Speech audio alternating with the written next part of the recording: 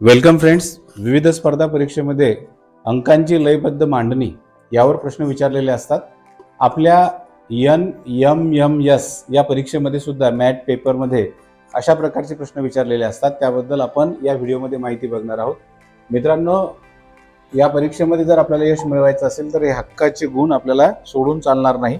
अतिशय सोपे असे हे प्रश्न असतात. या अगोदर आपण अक्षरांची लयबद्ध मांडणी हा टॉपिक आपण बघितला. यामध्ये अक्षरांची लयबद्ध मांडणी केलेली असते.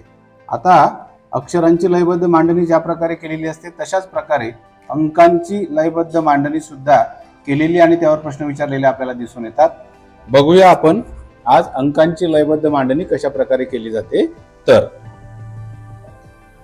यामध्ये बघा, सर्वप्रथम आपण या लयबद्ध मांडणीमध्ये एकूण किती अंक आहेत ते मोजूयात. 1 2 3 4 5 6 7 8 9 10 11 आणि 12. आता एकूण जर 12 अक्षर या लयबद्ध मांडणीमध्ये आहेत तर आपल्याला माहिती आहे की एकतर आपण 3 चे 4 गट करणार, किंवा 4 चे 3 गट करणार, किंवा 6 चे 2 गट करणार. आता आपल्याला नक्की कुठं उत्तर सापडते याचं हे आपण बघूया. प्रथमतः जर आपण 3 चे गट जर केले तर 3 चे गट केल्यानंतर आपल्या असं बघा लक्षात येईल 1 2 3 1 2 3 आणि इथं 3 आणि हे असं जर केलं आपण तर पहिलं अक्षर या ठिकाणी 3 आहे आणि या ठिकाणी 2 आहे, म्हणजे पहिला अंक. तर ठीक आहे, हे मॅच होणार नाहीये. त्यामुळे हा 3 चा गट जो आहे तो या ठिकाणी चालणार नाही. मग आपण काय करूया, 4 चे गट पाडण्याचा प्रयत्न करूया. 4 चे गट जर आपण पाडले तर आपल्याला अशा प्रकारची रचना त्या ठिकाणी दिसून येते. आपल्याला जास्तीत जास्त अंक या ठिकाणी दिसून येतात 3. आपण जर याला फॉलो करून इथं 3 लिहिले तर या ठिकाणी 3 आले आणि या ठिकाणी 3 लिहिले तर 3 आले. आता आपल्याला पहिले 2 अक्षर कुठे मिळतात का ते बघूया.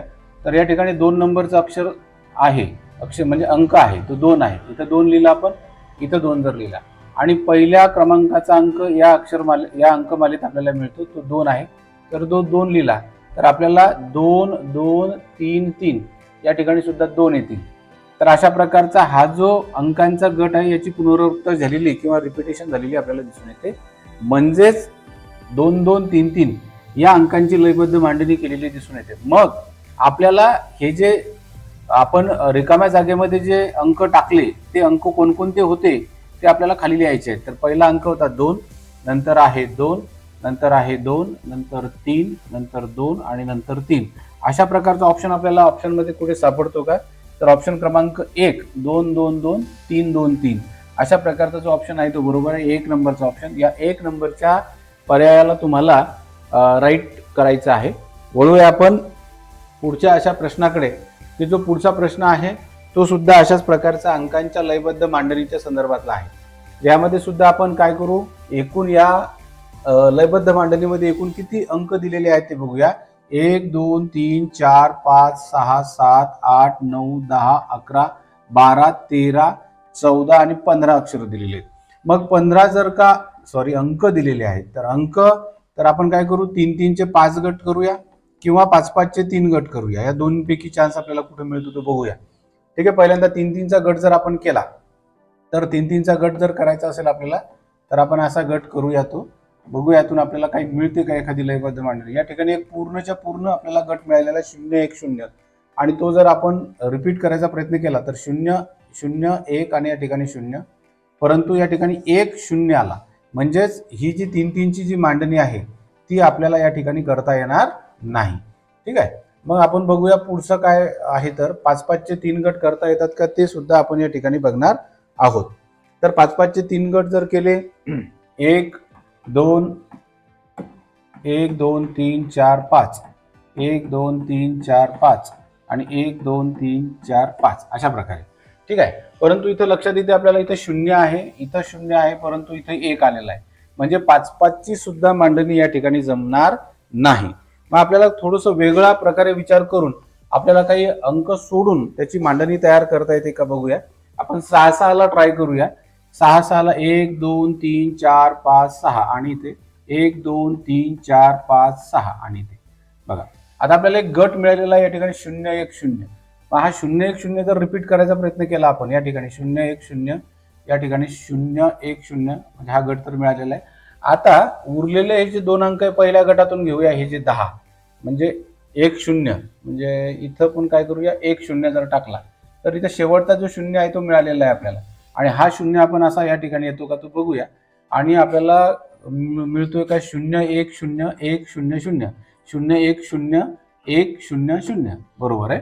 म्हणजेच 0 1 0 1 0 0 या अंकांची लयबद्ध मांडणी केलेली आपल्याला दिसून येते. पण आपल्याला ते नाही विचारलं, आपल्याला विचारले की रिकाम्या जागेमध्ये कोणकोणते अंक टाकलेले आहेत. तर पहिला अंक टाकलेला आहे 0, हा जो अंक आहे 0, नंतर हा 0, नंतर हा 0, नंतर हा 0, अशा प्रकारे आपल्याला 4 शून्य जे आहे 0 0 0 0 तर पर्याय क्रमांक 3 हे त्या प्रश्नाचं योग्य उत्तर असणार आहे.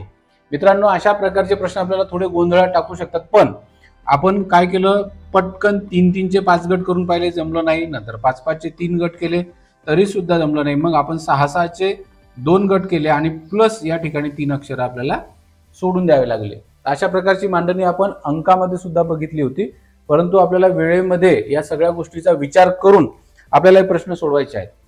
वळूया आपण आता पुढच्या प्रश्नाकडे. या पुढच्या प्रश्नाची मांडणी सुद्धा तुम्हाला एका वेगळ्या पद्धतीने केलेली दिसून येते. बघा ती मांडणी कशी आहे, तर 6-9 डॅश 9-6 डॅश डॅश 9-6-9 डॅश 6-6-9-6 आणि हा MTSE 2016 प्रश्न विचारलेला आहे. म्हणजेच 2016च्या MTSE नावाची जी परीक्षा होती त्या परीक्षेमध्ये हा प्रश्न विचारण्यात आलेला आहे. इथे सुद्धा आपण काय करूया की एकूण अक्षरांची संख्या, एकूण अंकांची संख्या आपण या ठिकाणी मोजूया. 1 2 3 4 5 6 7 8 9 10 11 12 13 14 आणि 15. मग 15 चे परत आपण 3-3 चे 5 गट किंवा 5-5 चे 3 गट आपण या ठिकाणी करून बघू. काही आपल्या हाती लागतं का ते सुद्धा आपण याचा विचार करणार आहोत. बघूया. 3-3 चा गट जर आपण केला तर या ठिकाणी 3-3 चा गट आपण असा केल्यानंतर आपल्याला एक पूर्णच्या पूर्ण गट मिळाला 696. पण 696 करत असताना आपल्याला या ठिकाणी 9 हा अंक मिळालेला आहे, पण तो 9 हा अंक या 6 या ठिकाणी आहे आणि 9 या ठिकाणी आहे. तर आपल्याला ही अंकांची मांडणी करता येणार नाही. आता आपण 5-5 चे गट करायचा प्रयत्न करूया. 5-5 चे गट जर आपण केले तर हा 5चा गट, हा 5चा गट आणि हा 5चा गट. ठीक आहे. 6696 हा नावाचा गट आपल्याला मिळालेला आहे, परंतु या ठिकाणी 9 आले, या ठिकाणी 6 आले, म्हणजे 5-5 ची मांडणी सुद्धा आपल्याला या ठिकाणी करता येणार नाही. आपण काय करूया, 6-6 ची मांडणी यामध्ये करून पाहूया. तर 6-6 ची मांडणी जर आपण केली 1 2 3 4 5 6 1 2 3 4 5 6 तर इथे आपल्याला एक गट मिळालेला आहे 696. तर 696 होतो का रिपीट बघूया. 6 9 आणि या ठिकाणी 6 आहे, या ठिकाणी 6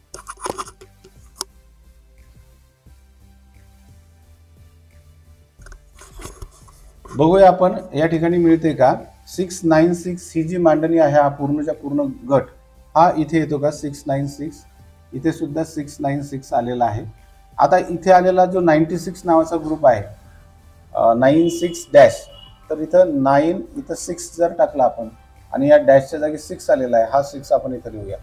तर बघा आता 6 9 6 9 6 6 6 9 6 9 6 6 बरोबर आहे. तीच मांडणी आपल्याला या ठिकाणी केलेली दिसून येते. मग रिकाम्या जागी कोणकोणते अंक दिलेले आहेत, तर 6, नंतर इथे 6, नंतर या ठिकाणी 6, नंतर या ठिकाणी 6, अशा प्रकारे 6 6 6 6 पर्याय क्रमांक 4 हे त्या प्रश्नाचं उत्तर असणार आहे.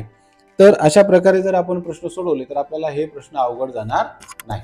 वळूया पुढच्या प्रश्नाकडे. हा प्रश्न आहे 0 स्पेस आहे, डॅश आहे, 1 0 dash 1 1 dash 0 1 dash dash 0 1 1 dash. तर इथे सुद्धा आपण अंकांची संख्या मोजूया, बघूया काय मिळते का. तर 1 2 3 4 5 6 7 8 9 10 11 12 13 14 15 आणि 16 एकूण 16 आहेत. मग आपण या 16चे गट आपण 4-4 चे 4 गट पाडूया किंवा 16चे गट जर आपल्याला पाडायचे असले तर आणखीन 8-8 चे 2 गट पडतील. ठीक आहे. बघूया याच्यामध्ये कोणतं लॉजिक फॉलो होतं. तर 4-4 चे जर 4 गट जर आपण केले तर बघा मित्रांनो, हा 4चा पहिला गट, हा दुसरा 4चा गट, हा तिसरा 4चा गट आणि तो चौथा. या ठिकाणी 0 1 1 हा एक पूर्ण पॅटर्न आपल्याला मिळालेला आहे. परंतु 0 1 1 इथं जर लिहिलं आपण, ठीक आहे, 0 1 1 0 इथं जर लिहिलं 0 1 1 इथं 0 0 1 1 इथं 0, तर मिळतोय आपल्याला 0 1 1 आणि 0 इथं द्यावं लागेल आपल्याला 0. ठीक आहे. बघा आता कोणकोणते अंक लिहिले आपण. पहिला लिहिला 1, दुसरा लिहिला 0, तिसरा लिहिला 0, चौथा लिहिला 1 आणि नंतर लिहिला 0 आणि परत लिहिला आपला हा 0. तर ठीक आहे, आपल्याला मिळालेला आहे 1 0 0 1 0 0. तर तो जो आहे तर पर्याय क्रमांक 1 आहे. अशा प्रकारचे प्रश्न सुद्धा आपल्याला परीक्षेमध्ये विचारलेले आहेत. तर या प्रश्नांचा सराव आपण व्यवस्थित केला पाहिजे आणि व्यवस्थित करून हा नोव्हेंबर 2016 मध्ये प्रश्न विचारलेला आहे आपल्या या NMMS परीक्षेमध्ये.